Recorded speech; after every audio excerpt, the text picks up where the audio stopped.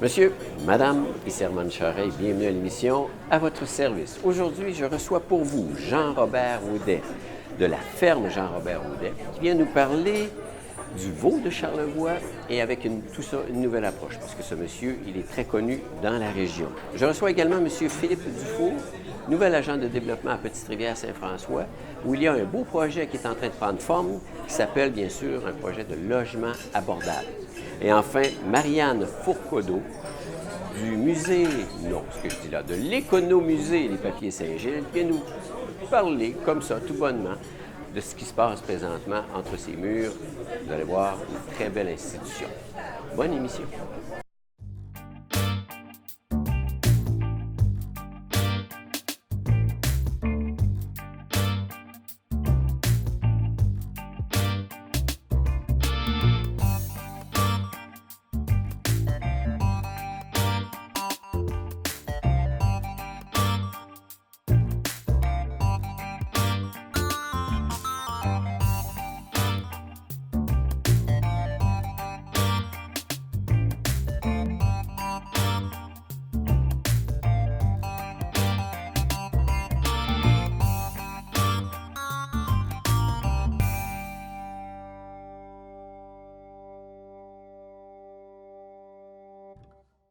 Monsieur Jean-Robert Audet, bien le bonjour. Bonjour, M. Charest. Bienvenue sur ce plateau. Merci. Monsieur Audet, on ne se connaît pas, c'est la première fois qu'on se rencontre, mais vous êtes une personne qui a marqué Charlevoix à sa manière, grâce entre autres au veau de Charlevoix comme tel, qui date de plusieurs années, là. Oui, écoutez, il faut reculer en 1987. Là, 1987, OK. Où on a lancé ce produit-là localement d'abord. Sauf que par après, quand on a pris de l'expansion, je me plaisais à dire que j'étais peut-être un des premiers à sortir Charlevoix de Charlevoix. De Charlevoix, ben oui. Puis je l'ai dit évidemment beaucoup quand on a ouvert notre boutique à Place de la Cité, où on avait les saveurs Charlevoix. J'ai dit là, je suis pas mal fier. Ça, c'était à Québec, dire, Place de la Cité, OK. Ouais. C'est un peu, à chaque paquet de viande qu'on a livré, c'était une façon de sortir. On fait goûter Charlevoix. Effectivement. Tout est là. Vous avez été même jusqu'à Montréal aussi, je crois. Oui, j'avais évidemment fait des démarches pour développer Montréal, puis ce fut le couronnement, je pense, quand on a pu ouvrir une belle boutique au marché Jean Talon à Montréal, qui est le plus gros marché en Amérique du Nord. Effectivement, qui est un marché très achalandé, puis on y retrouve toutes sortes de choses. Puis là, on y retrouvait le veau de Charlevoix. Effectivement. Moi-même, qui étais à Montréal à ce moment-là, c'est là que j'ai découvert le veau de Charlevoix. Grâce à vous, quoi. Merci bien. Donc, tout ça, ça a été quand même une expérience. Là, on parle de comme on disait, là, plusieurs années, 27 ans. Depuis les débuts, à venir jusqu'à tout récemment, c'est une entreprise qui a grandi et qui a grossi énormément. Oui. Bien, oui, effectivement, je me rappelle les premières années, en 1984, avant le lancement même du veau de Charlevoix, là, on vendait 3-4 veaux par semaine.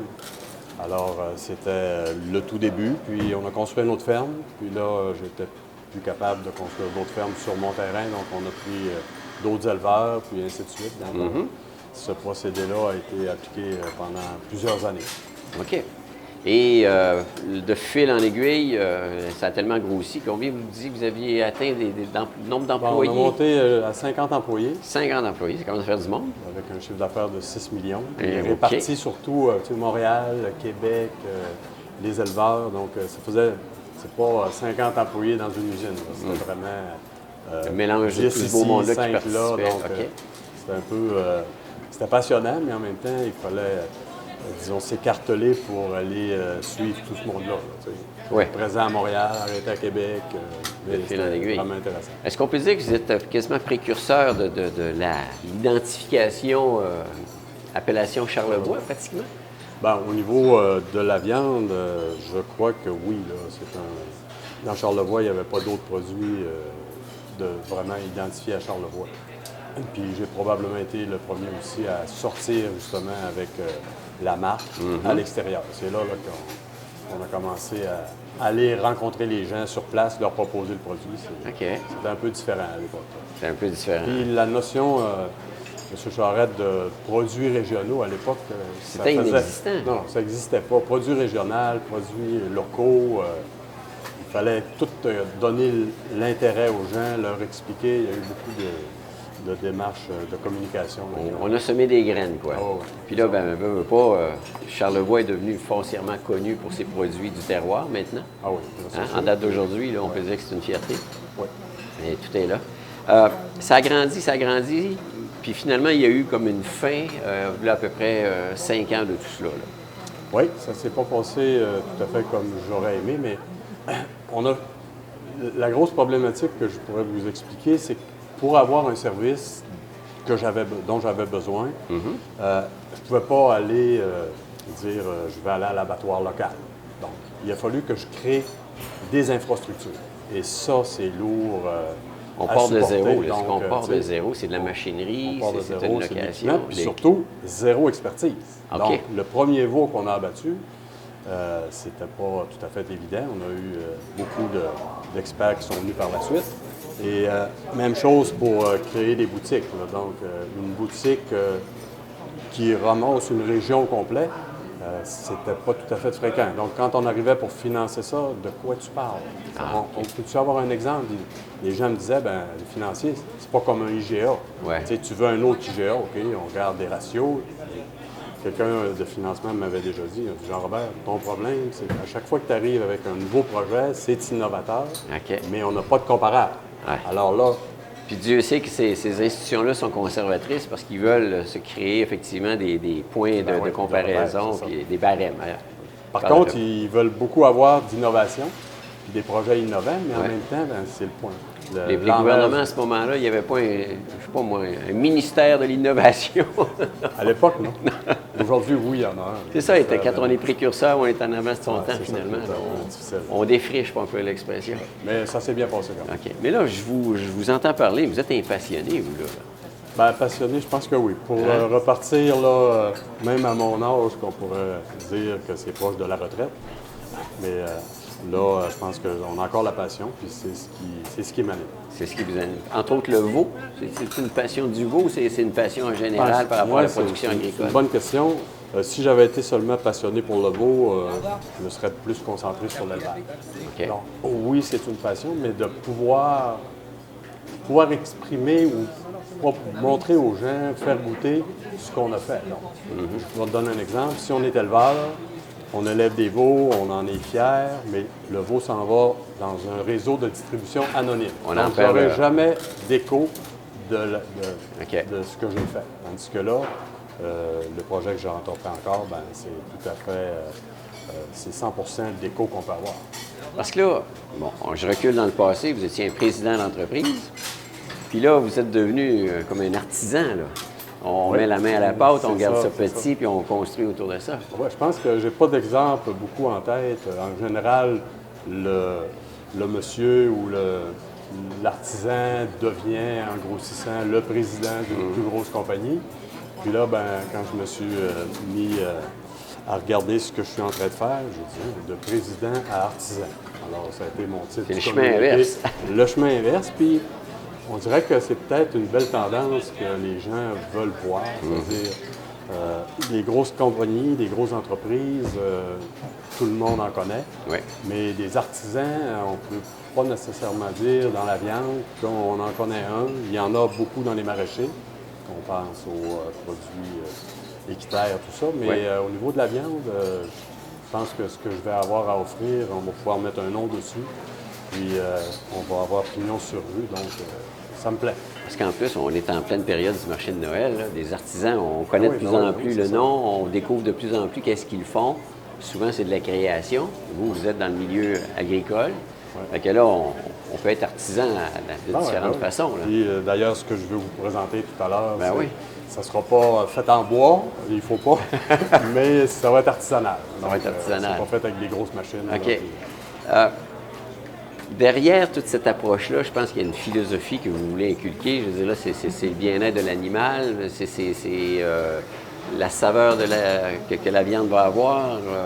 Il y a une approche différente là-dedans. Bien, là, l'approche, j'ai été justement 4 ans là, complètement retiré du monde des affaires, seul à ma ferme, en relation avec les petites bêtes qu'il y a en avant de moi. OK.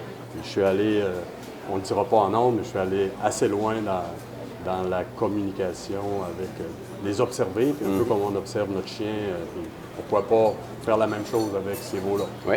Alors, puis on se rend compte que moins on les stresse, mieux ils se comportent, puis mieux ils sont. Puis là, on a pu constater lors des premiers tests de l'aboutissement des premiers veaux qu'on a abattus. Ça se goûte. Ah, c'est incroyable. C'est incroyable. Plus l'alimentation, puis tout ce qu'on avait appris sur le veau de Charlevoix. Est-ce qu'on peut dire que vous êtes comme devenu bio à travers tout ça?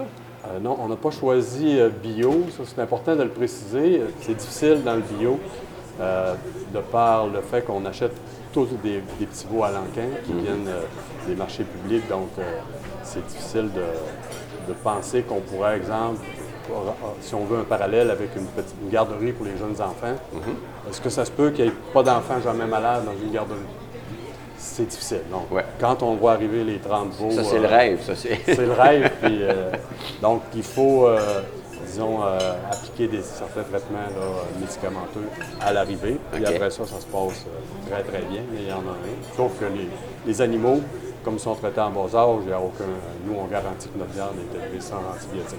Mais pour revenir à la certification, j'ai pas voulu cette fois-ci m'encarcaner dans une certification.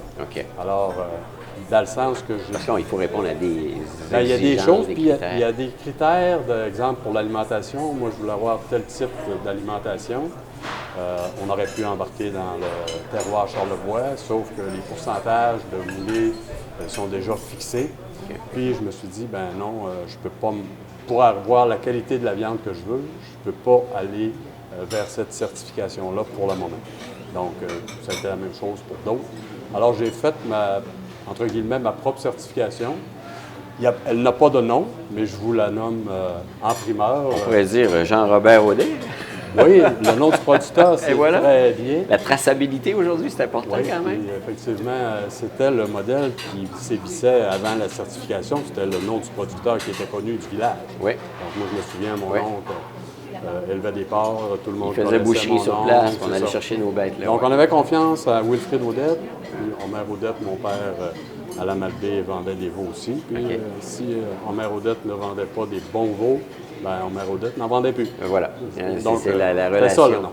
Mais pour revenir à ma petite certification, je me suis trouvé un petit slogan qui dit peut-être ce que je veux dire. C'est la crème des veaux. La crème des veaux. La crème des veaux. Donc là, ce que je vous présente aujourd'hui, c'est la crème de ce qu'on peut appeler des veaux. C'est pas un veau de lait, c'est la crème des veaux. C'est la crème des veaux, c'est-à-dire, c'est au sens figuré. Oui, c'est bon.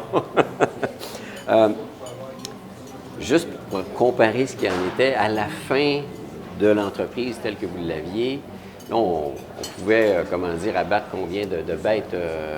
Bien, lors de la fermeture, on abattait 35 veaux par semaine. Par semaine? Oui. Qui étaient répartis partout au Québec. Oui. Puis là, aujourd'hui, ce que je fais là, M. Charest, ce n'est pas un projet de recherche, comme j'en ai fait plusieurs dans ma vie, c'est un projet de retraite. Bon, OK. Alors là...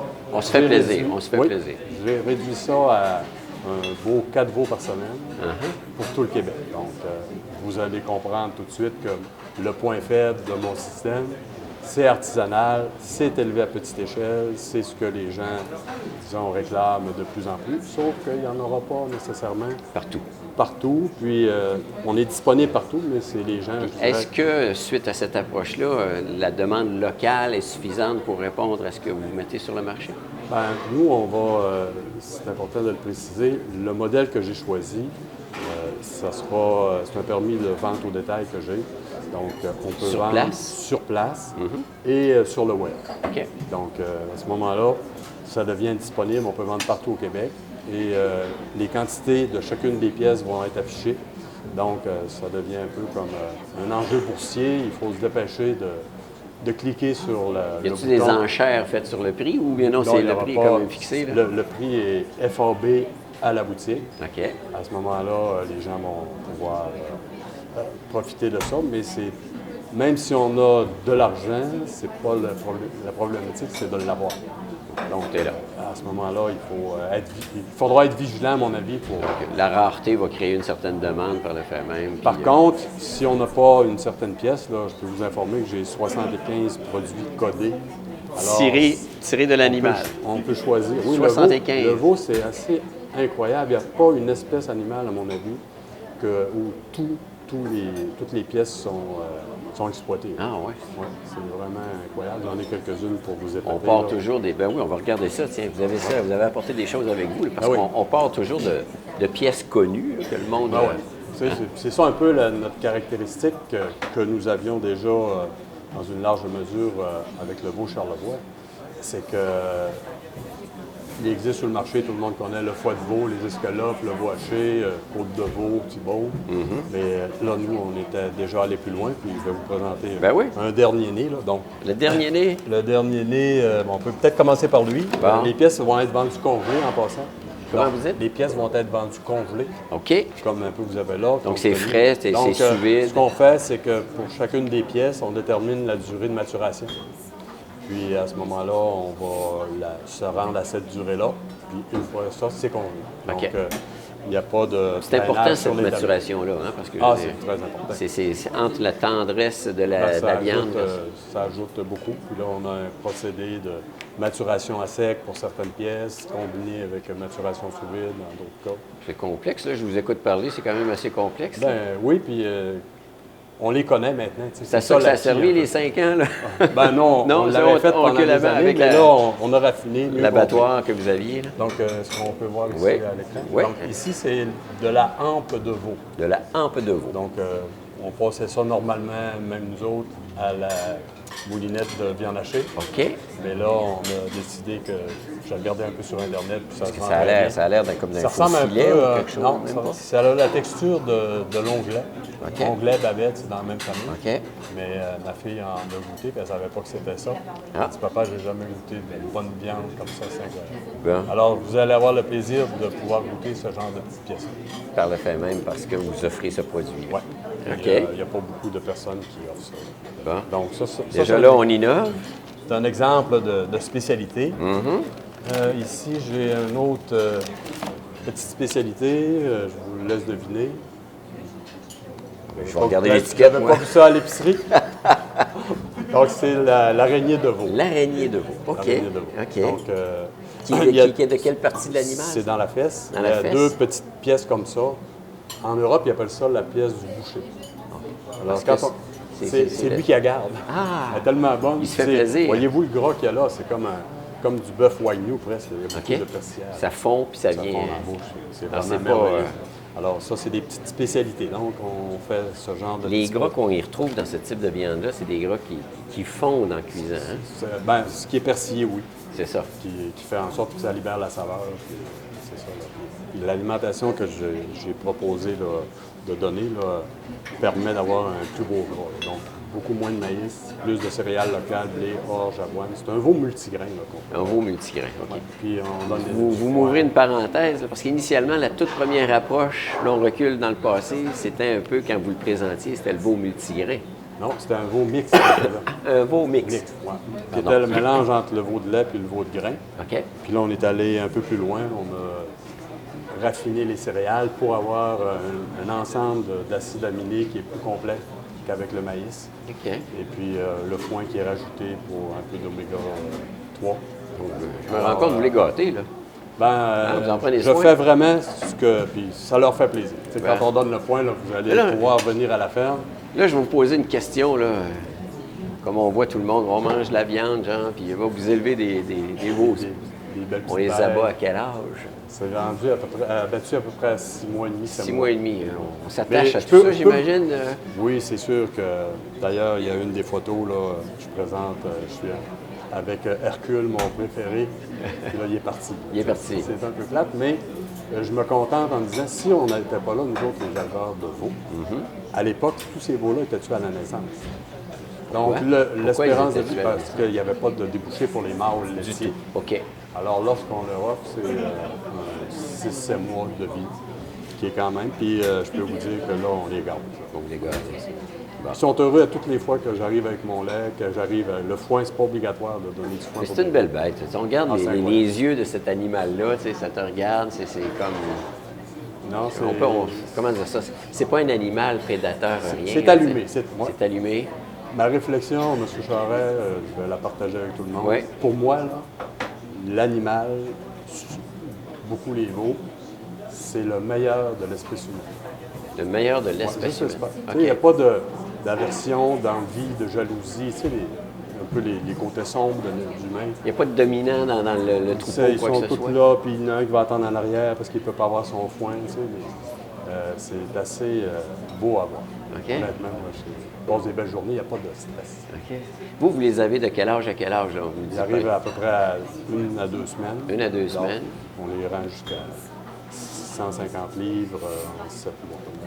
Oh, c'est quand même assez lourd, hein, ça, c'est beau. Là. Oui, C'est, puis l'animal rendu à la maturité, ça peut peser combien, ça? ben, si on le rendait à maturité, on parlerait d'un Holstein, là, les races les sujets qu'on a, c'est 12, 13, 1400 livres. OK. Donc, il est comme à mi-chemin un peu Comme là-dedans. c'est ça. Ah, Donc, ça fait une belle bête. Puis, on peut faire toutes les coupes avec ça. C'est un peu comme dans le bœuf. Mais si c'est trop petit, comme à l'époque, le Clévo était tué à 300 livres, là, tu sais, il n'y avait pas de rôti. Pas assez de qu'on pouvait viande faire, autour de tu sais, l'os, c'est comme ça. on va dire. Tout C'était est pas assez là. des belles pièces. Ah, ben là, On est fiers. il y a de quoi, je pense. Il y a de quoi. Vous parliez tantôt, tu sais, les habitudes un peu des consommateurs changent. On a pris compte de ça aussi en proposant des plus petites pièces. Je vais vous donner un exemple. Oui. Si on peut continuer à Oui. ça. Voyez-vous, nous autres, à notre boutique à Place de Cité et à Montréal, je me souviens d'une madame qui est venue avec sa mère. Elle dit, savez-vous pourquoi on est ici? Elle dit, ma mère, là, elle mange pas beaucoup. Puis elle est allée à l'épicerie pour acheter 300 grammes de foie de veau.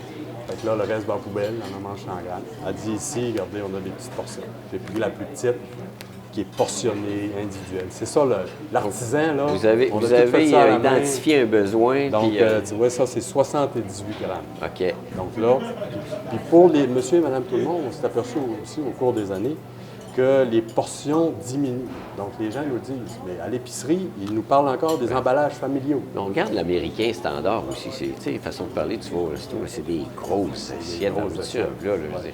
Aujourd'hui, le monde sont un petit peu plus allumés ou sensibles à tout ce qui s'appelle. Ils vont mettre plus de légumes dans l'assiette. Ils ouais, vont un mélange davantage. mettre d'autres accompagnements, de sorte qu'il faut s'ajuster. Puis nous, je pense qu'on prend la peine de...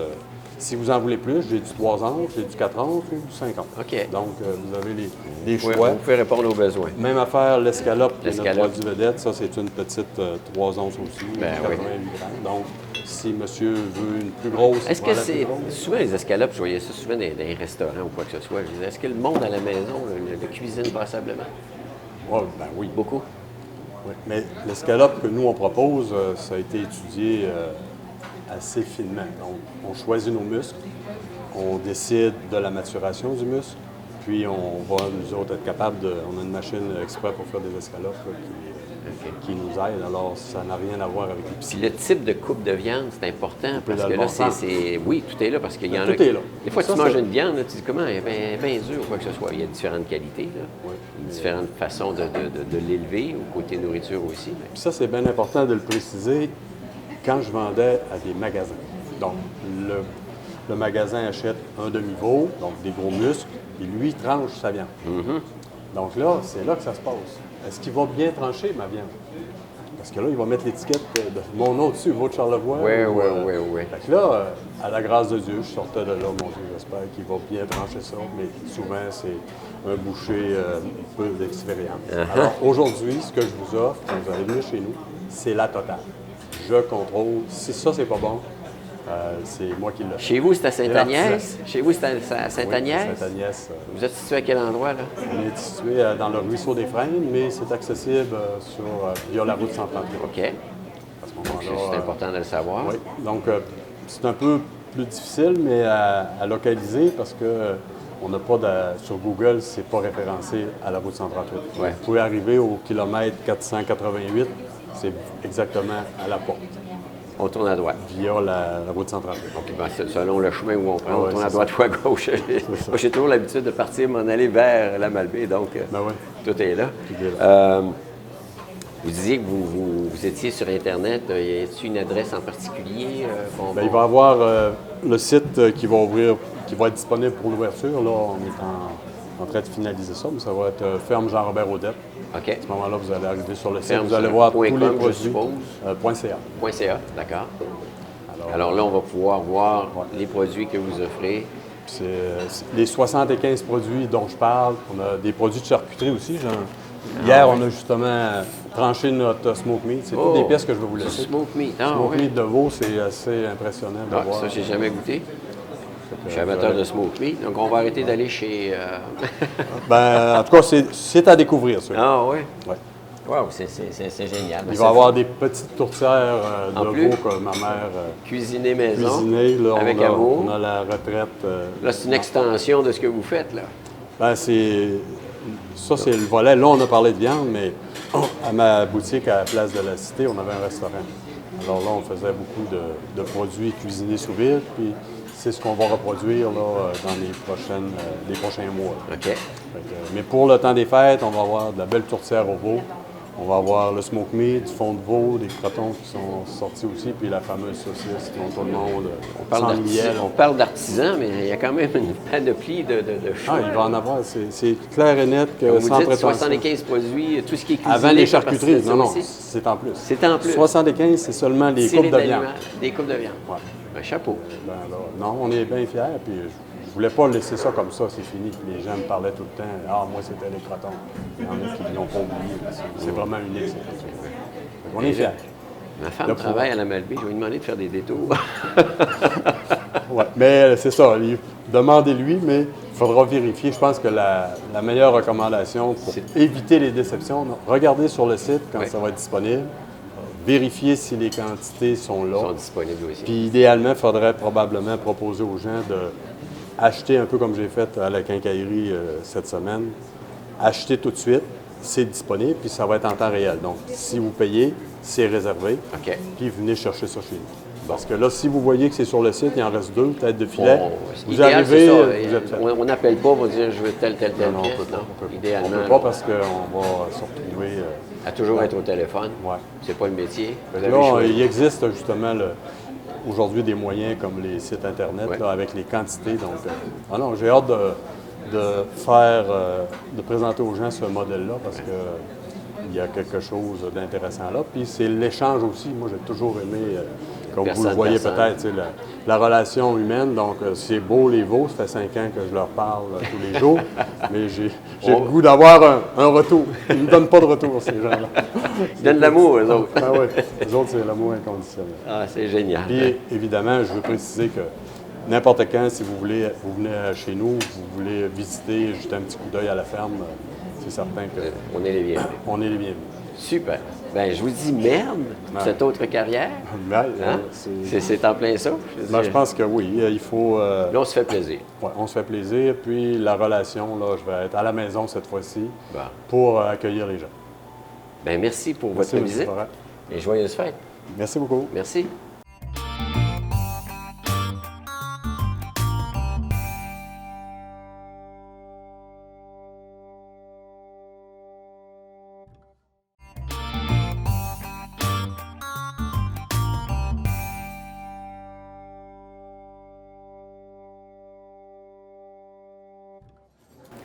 Philippe Dufour, nouvel agent de développement de Petite-Rivière-Saint-François. Bienvenue sur ce plateau. Merci beaucoup de m'accueillir aujourd'hui. Ça me fait plaisir d'être là. On chausse des nouvelles chaussures, là. Oui, exactement. C'est tout récent quand même, là. Oui, commencé au mois d'août de cette année. On est revenu à Petite-Rivière. C'est un retour en région. Là, on est revenu. Donc, on s'est exilé.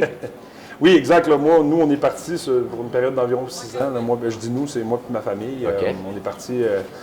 Qui est composé de combien de monde, là? Il y a ma conjointe, mes 2 enfants. Ah, bon, c'est une belle acquisition pour Petite-Rivière. Exact. Donc, oui, on est parti là, pour les études, pour le travail aussi, là, pour différentes choses. Puis, on est revenu tout récemment là, à Petite-Rivière-Saint-François. OK. Alors, toi, tu es originaire de Petite-Rivière. Tu es allé étudier à l'extérieur. Tu as travaillé à l'extérieur. Tu as décidé de t'en venir ici. Il faut dire, bon, on s'en vient ici si on a un emploi. Là, on s'en vient pas ici oui, exact, par plaisir. Exact. Bien, il y a aussi le fait que, tu sais, quand on vient de Charlevoix, là, il y a un fort sentiment d'appartenance. Hein, puis des fois, il faut s'éloigner pour s'en rendre compte. Puis ça faisait longtemps qu'on voulait revenir, qu'on caressait le projet, puis on est bien content d'être là. Là, j'ai une question curieuse à te poser. Moi, je suis originaire de la Rive-Sud. OK. J'ai toujours regardé coucher de soleil au-dessus des montagnes de Charlevoix. Puis quand on est sur la Rive-Nord, ben, c'est les levées de soleil. Oui, exact. Mais là, toi, tu as toujours vécu jeune avec des levées de soleil, mais là, tu as eu un petit bout de temps où tu travaillais à la Les Pocatière. couchers de soleil. Tu les as vus, les couchers de soleil? Ben oui, ben oui, ben oui. Alors, finalement, je veux dire, c'est-tu quelque chose qui t'a parlé passablement? Ben, j'avouerais que j'ai été très impressionné quand j'ai vu mes premiers couchers de soleil à Rivière-du-Loup, là, qui est un super bel endroit pour voir ça. Mais non, je suis content maintenant de revenir ici et de voir les levées de soleil. Bon. C'est moins désorganisé pour moi. Donc, j'en conclus que tu es un lève-tôt. Ah oui, oui, oui. Avec les enfants, on est tous des On n'a lève-tôt. pas le Hein? choix. Bon, on va en revenir sur le vif Ben du oui. sujet. Petite rivière, il y a un beau projet qui s'en vient. On appelle ça effectivement des logements abordables. Exact. On parle quand même d'une quantité de portes intéressante, une vingtaine de portes. Oui, 20 Qui portes, dit ça porte, compte. là, je veux dire, ça se veut quand même aussi un choix, là. C'est pas un bloc appartement, là. Non, non, exact. Nous, c'est vraiment, on voulait vraiment pas viser un modèle où on allait construire un bloc là, qui allait être Massif, puis... qui allait dépayser un peu. Ouais. Là, on voulait vraiment quelque chose qui s'accorde avec les maisons déjà existantes. Donc, c'est pour ça là, qu'on a choisi un modèle. On a déjà des plans préliminaires qui sont faits. C'est vraiment des maisons, 2 étages, là, qui vont être dans un secteur là, très central, très bien situé. Puis c'est vraiment ça qu'on vise, que ce soit harmonieux avec, oui, le fleuve, le paysage, mais les maisons déjà existantes. OK. Mais qui dit maison, on dit en général X nombre de pièces, là. Est-ce qu'il y a des plus petites pièces ou des plus petites maisons? Oui, bien nous, les logements qu'on va offrir, là, Je sais que les maisons mini, c'est bien populaire. Là, mais- c'est pas des mini-maisons. C'est pas des mini-maisons? Non, non, c'est des maisons de taille assez standard. Là. Nous, là-dedans, il va y avoir un choix, ce soit des 3,5, des 4,5 ou des 5,5. OK. Ouais. À l'intérieur des maisons. Donc, Exact. ça veut dire que si un 3,5, c'est une portion de la maison qui est louée. Exact. Puis ça va être, mettons, soit un rez-de-chaussée ou un deuxième étage. Il n'y aura pas de logements qui font 2 étages. OK. Ouais. OK. Alors là, c'est la Société centrale d'hypothèque et de logement qui est derrière tout ça, en collaboration avec la municipalité, bien sûr. Oui, exact. Nous, on travaille fort en ce moment pour obtenir une subvention, évidemment. On est assez avancé dans le projet. Donc, comme je vous disais, on a des plans qui sont faits, des tests de sol qui sont faits, donc c'est très encourageant. Là, on va vraiment de l'avant ce projet-là. Où on est rendu, c'est de prouver un peu l'intérêt qu'on a d'avoir ça chez nous, le besoin aussi qu'on a d'avoir des logements à prix abordable. Donc, en ce moment, on est en cueillette de noms, en cueillette de nouvelles clientèles pour voir les personnes qui seraient intéressées à intégrer ces logements-là. Donc, c'est sûr qu'on a certains barèmes à respecter, là, côté nombre de personnes intéressées, puis on travaille là-dessus présentement. OK. C'est ouvert à tout le monde, si je comprends. C'est ouvert à tout le monde, évidemment. Puis nous, on doit atteindre environ 3 fois le nombre de gens intéressés que le nombre de places qu'on va offrir. Fait que c'est pour ça qu'on veut offrir aussi OK. au Donc, reste de Charlevoix. C'est vraiment ouvert à tous. Là. Techniquement, ça vous prend 60 noms. En théorie, pour être, ça nous prend une soixantaine de noms là, pour être éligible à la subvention. Puis on est très confiant d'y arriver. Là. On a fait une assemblée publique la semaine dernière où ça a été assez populaire. On a donné plusieurs formulaires. Puis ce qu'il faut que les gens comprennent, c'est vraiment que nous, les formulaires qu'on donne, c'est pour signifier un intérêt. Moi, j'ai un intérêt d'habiter là, que ce soit l'année prochaine ou dans 10 ans. Je peux remplir ce formulaire-là. OK. Puis nous, ça va nous aider dans nos démarches. Puis la personne qui signifie son intérêt, évidemment, elle se place sur notre liste d'attente pour les logements. Parce que qui dit intérêt, je peux être propriétaire, puis demain matin, ça se construit, puis ma maison n'est pas vendue. Exact. Ça peut prendre un certain délai, là, mais aussitôt qu'on remplit le formulaire, ça démontre notre intérêt à avoir ce type d'habitation-là. Puis là, je suis un peu jaloux, façon de parler, parce que l'emplacement, il est de choix. Ah ouais, c'est un emplacement incroyable. Là. Comme vous savez, c'est juste à côté du parc des Riverains, pour ceux qui connaissent Petite Rivière Saint-François, un super parc.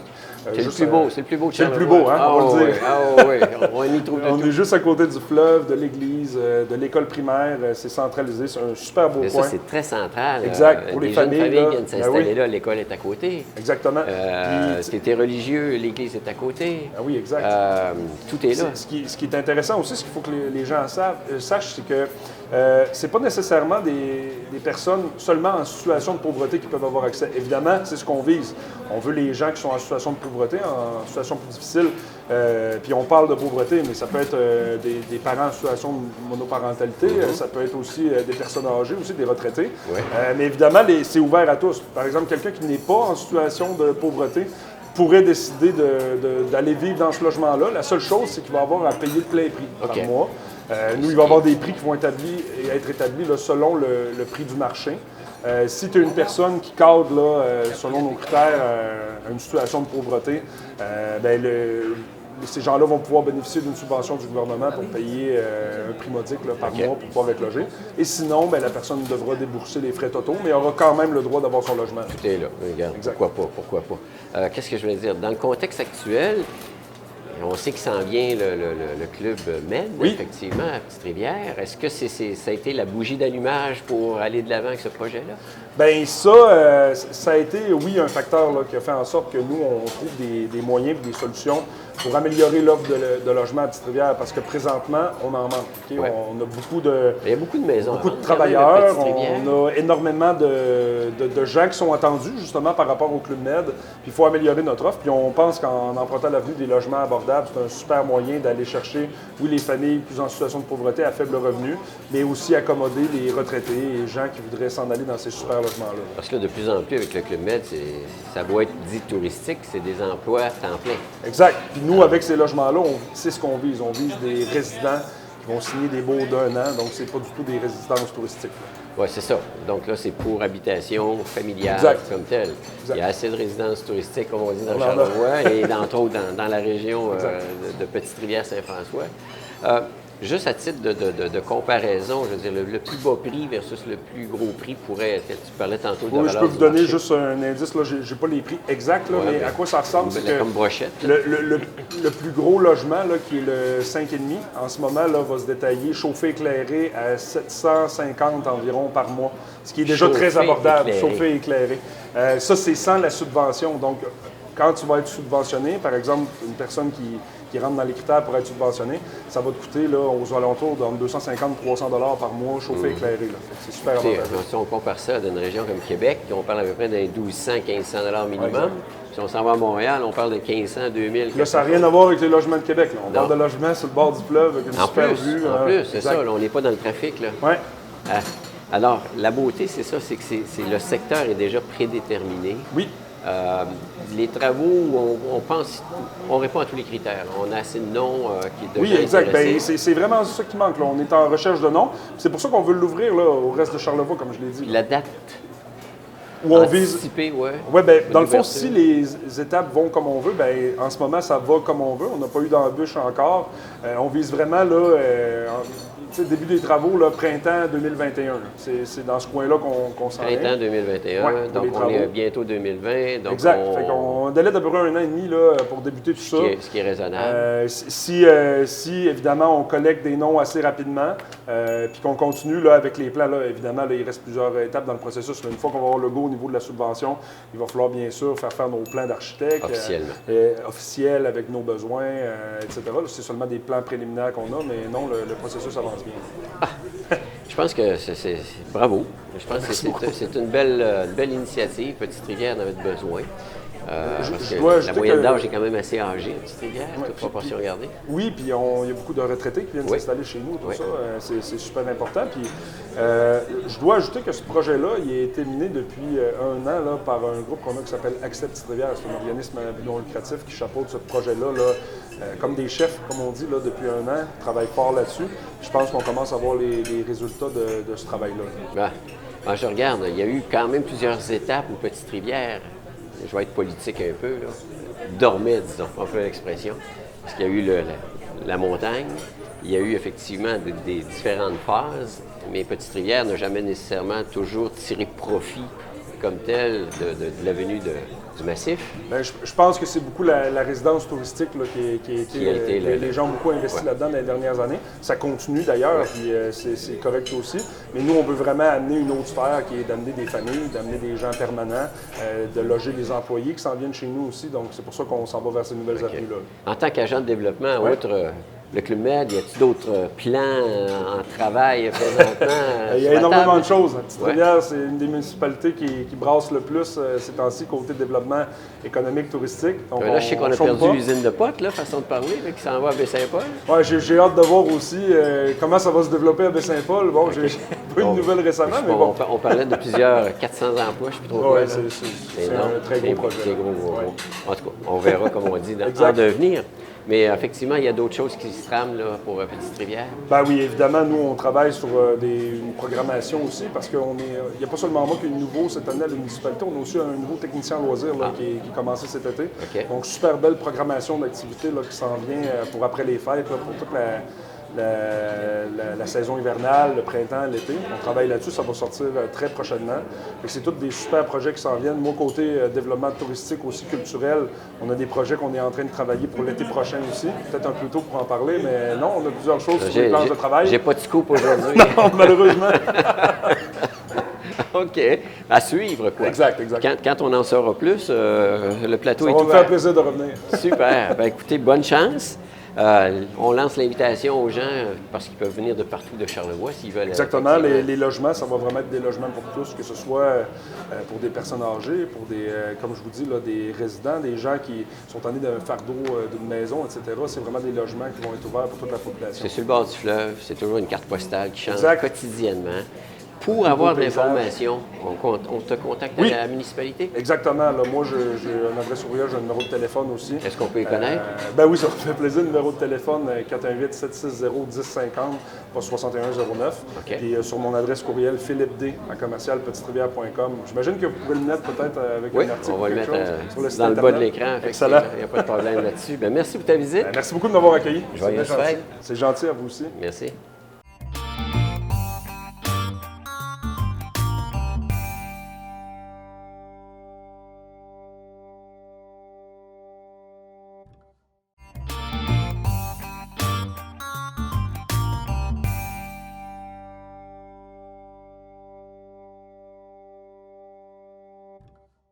Marianne Fourcaudeau, directrice par intérim, on va le mentionner, mettons, enlevons l'intérim, directrice du musée, de l'économusée, oui, je dirais les papiers Saint-Gilles. Oui, c'est très important. Bienvenue sur ce plateau.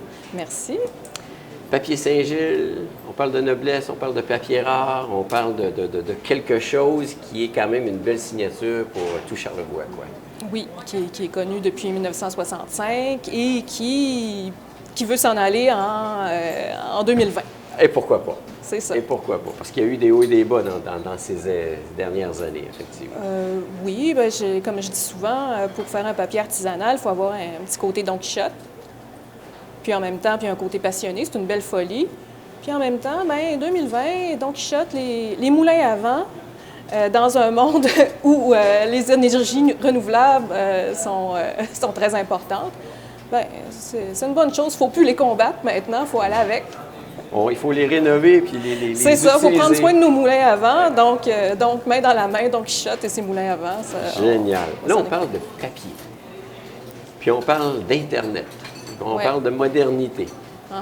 Puis finalement, vous m'expliquiez hors micro tantôt qu'il y a comme un regain sur la découverte de ce qu'est le papier. Bien, je le dis souvent aux gens qui viennent visiter la papeterie. Il y en a souvent. Puis c'est pas les plus jeunes qui disent ça. C'est peut-être des gens qui ont connu les deux côtés, la transition de tout ça. Ils disent on n'écrit plus. Voyons, de quoi, qu'est-ce que vous espérez que le papier? On n'écrit plus maintenant. Ça, oui, mais plus on se sent, plus on est connecté à nos petites machines, plus on se sent parfois déconnecté de la matière. Et je dirais que les gens vont de plus en plus aller essayer de comprendre, toucher.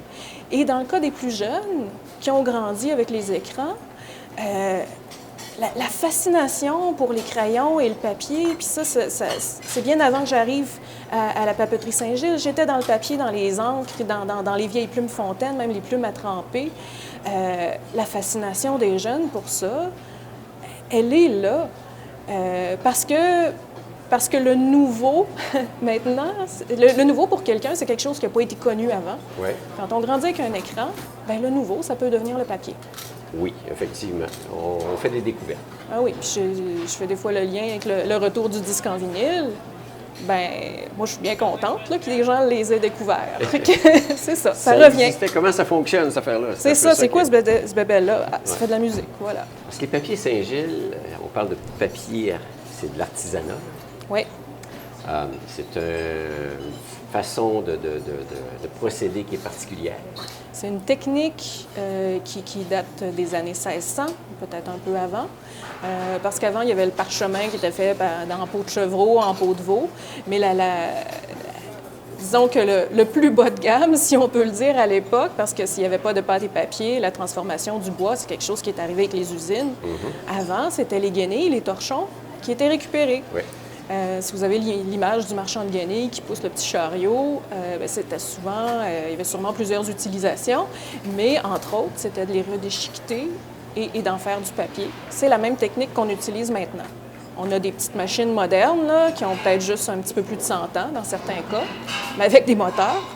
Mais sinon, tout le reste est fait feuille par feuille, au tamis, avec du coton, de l'eau et un encollage qui est pratiquement à base de fécule de pommes de terre. Bon. Pas de Point à la pollution. ligne. C'est écologique. Écologique, végétalien, local, artisanal. On peut-tu être plus 2020 que ça? Ouais. C'est ça qu'on cherche De maintenant. plus en plus, c'est ça. C'est en plein Hein, Retour aux sources. ça pourrait être vu comme un paradoxe, mais non, c'est le fameux balancier. Retour aux sources Et, comme tel. Voilà. Ah bien, on a ça chez nous. Oui. Hein, puis il faut que les artistes le sachent, ça. Parce que, Votre passion pour le papier, ça ne date pas d'aujourd'hui, vous, là? non, ça a dû commencer d'un panier d'épicerie, là. Tu sais, quand on pouvait se rentrer Ah ouais? les pattes, là, moi, Je j'avais un pensais petit qu'on crayon, se- ben on petit se- On se papier. le mettait sur la tête et on se faisait des trous. Ah, je passais par là aussi, là. Mais non, c'est crayon, papier, c'est une forme d'expression, autant pour l'écriture, écrire des lettres, l'impact qu'une lettre peut avoir maintenant. Mais moi, je suis une griffonneuse, je fais des petits dessins, j'ai besoin de papier, autant que ce soit en retournant le napperon du restaurant qu'en travaillant sur des beaux papiers comme le papier Saint-Gilles. Vous n'êtes pas originaire du coin, vous êtes de Québec? Non, c'est ça, je dis, je suis Québec, je suis une immigrée. On est deux étranges. C'est ça, une étrange dans deux Charlevoix. immigrants, effectivement. Dans le contexte actuel, à Québec même, vous aviez la possibilité de travailler dans une boutique qui était, comme vous l'aviez mentionné, spécialisée. Là. Ouais. Papier, encre. Calligraphie, enluminure, un pied dans le Moyen Âge, l'autre pied dans La modernité. l'autre pied ici. OK. Et c'est des questions, l'attitude des gens est un peu la même.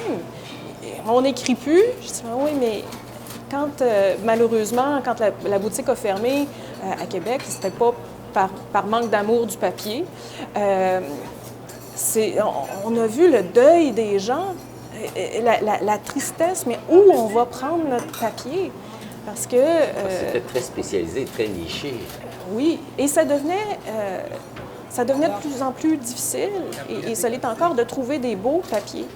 Parce que souvent, c'est des papiers plus industriels qui ont besoin d'être commandés en très grande quantité, ce qui est difficile pour des plus petites boutiques. Ouais. Et les gens veulent des choses raffinées. De plus en plus. Tant qu'à avoir du papier, ben ils n'iront pas chercher le papier d'imprimante. Là. Hein, on veut faire, quand on fait des choses en papier maintenant, on veut faire des faire-part, que ça soit, même les cadeaux corporatifs. Ben si on veut se démarquer, si on veut un beau produit, ben on aimerait ça trouver quelque chose qui est... La boutique à Québec, elle était distributrice De papier des papiers Saint-Gilles. Saint-Gilles. C'est de là le lien que se fait, là? Ah, puis le lien va beaucoup plus loin. Ah L'ancienne propriétaire, qui est maintenant maître enlumineur à Montmorillon en France maintenant. OK, hein, elle est retournée. Elle est retournée. Bien, elle utilise encore le papier Saint-Gilles pour faire des enluminures. On ajoute une petite couche de prestige ici. Ben oui. hein. Charlevoix. Donc, si j'envoie du Charlevoix en France pour une maître enlumineur, ben, je pense qu'un peu partout, surtout au Québec, on peut se permettre d'écrire nos lettres ou de faire nos faire-part et nos cadeaux corporatifs, tout ça. Il y a de quoi être fier. Là.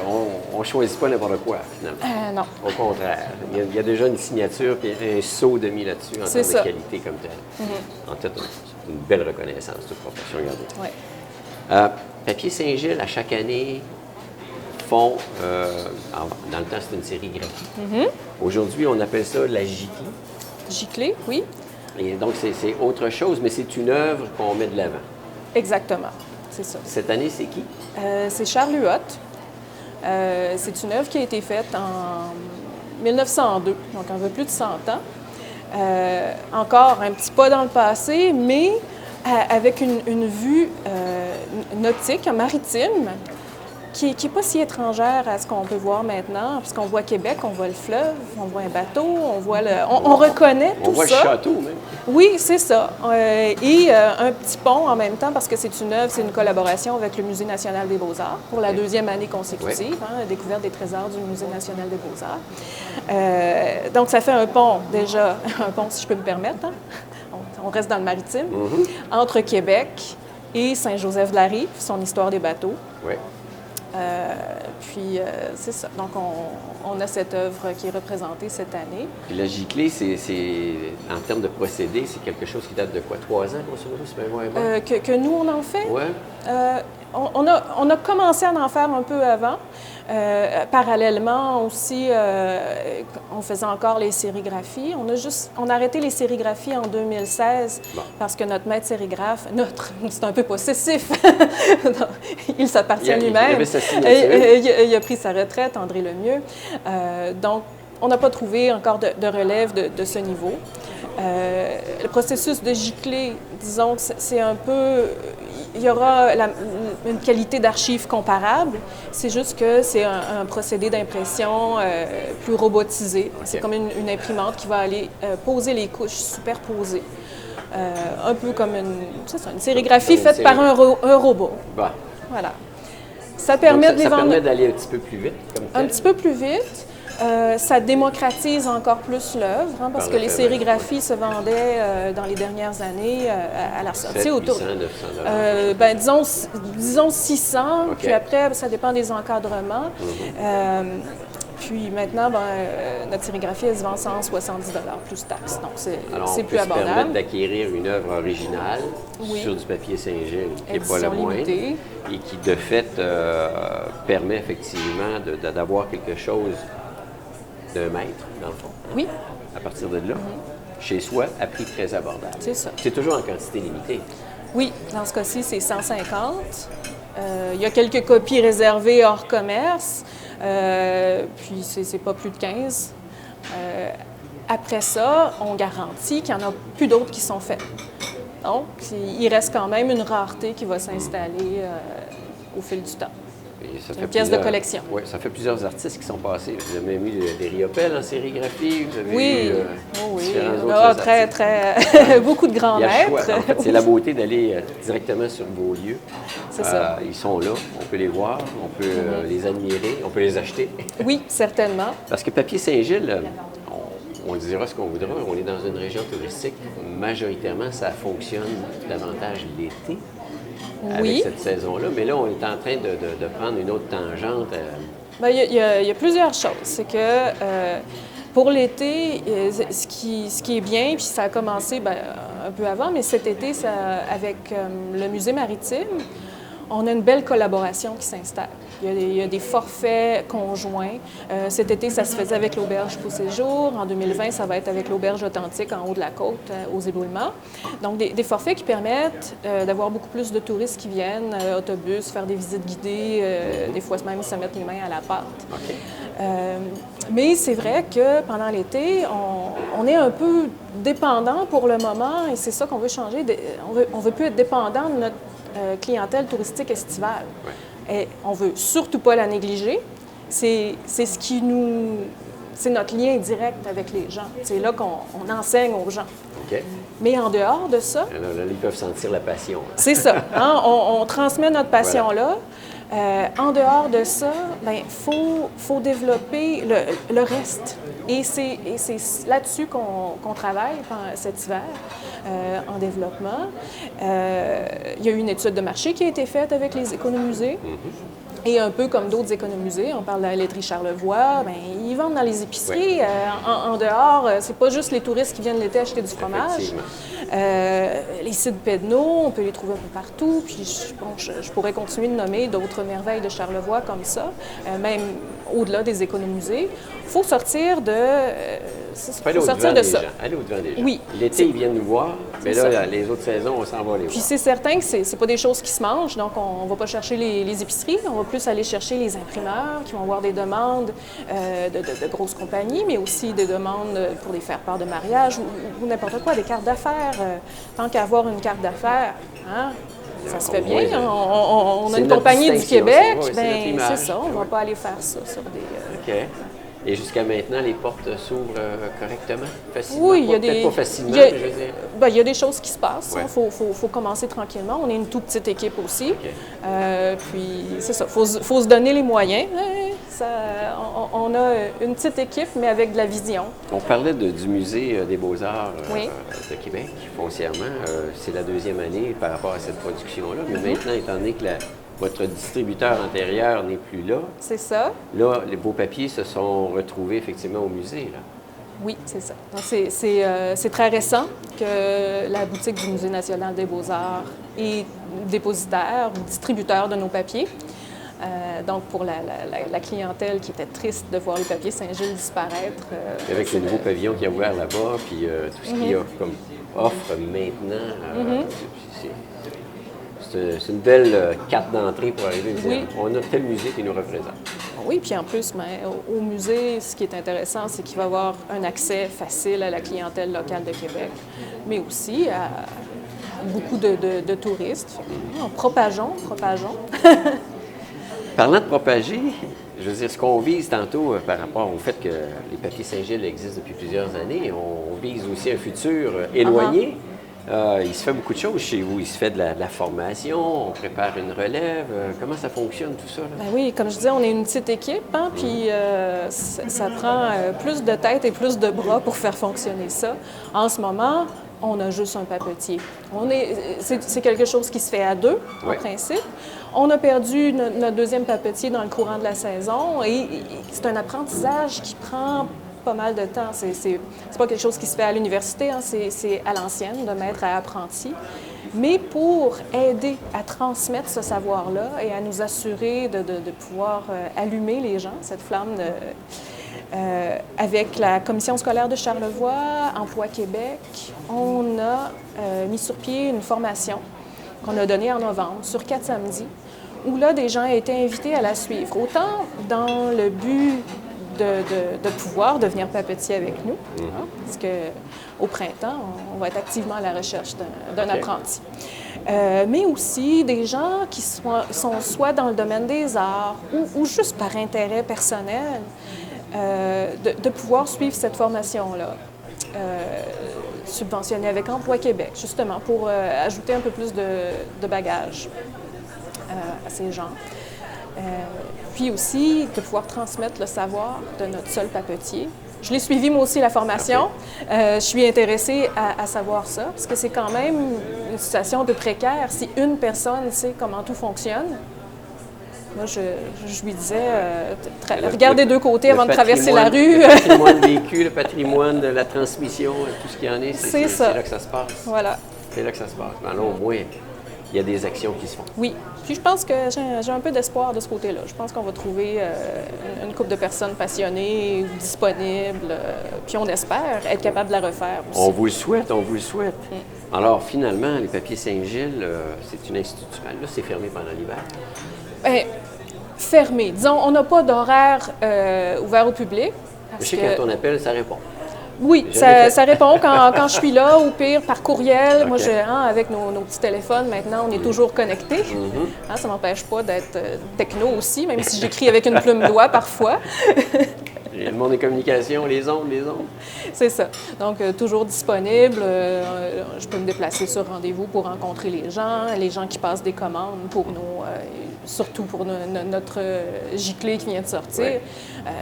Donc, ça fonctionne toujours pendant l'hiver. Puis pendant la période des fêtes, est-ce qu'il y a un horaire particulier ou c'est C'est un peu la même chose. Okay.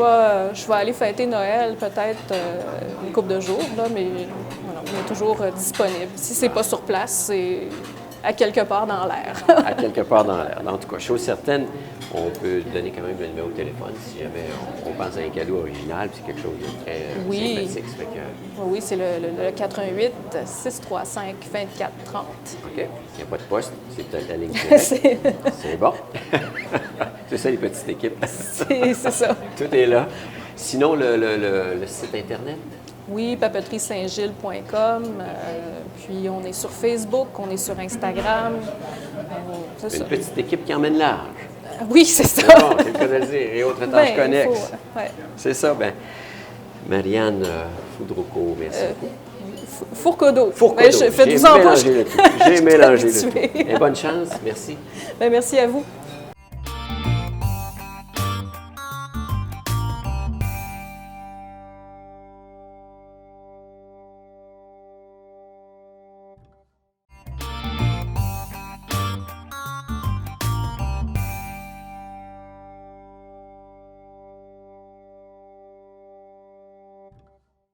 Alors voilà, merci à mes invités. Une autre émission à votre service qui s'achève. J'espère que le contenu de cette émission vous a plu. Moi, je vous invite à être des nôtres, soit bien sûr par le truchement de TVCO, ou si vous voulez voir ou revoir nos émissions, allez directement sur le site tvcotv.com pour revoir l'ensemble de nos productions que nous faisons ici à TVCO, pour vous d'ailleurs. Et si ce sont des émissions récentes, vous y avez accès. Si ce sont des émissions un peu moins récentes, vous y avez également accès. À vous d'en profiter quoi. Je vous donne rendez-vous la semaine prochaine pour la dernière d'avant les fêtes. Sinon, gardez le sourire. On se revoit très bientôt. Au revoir.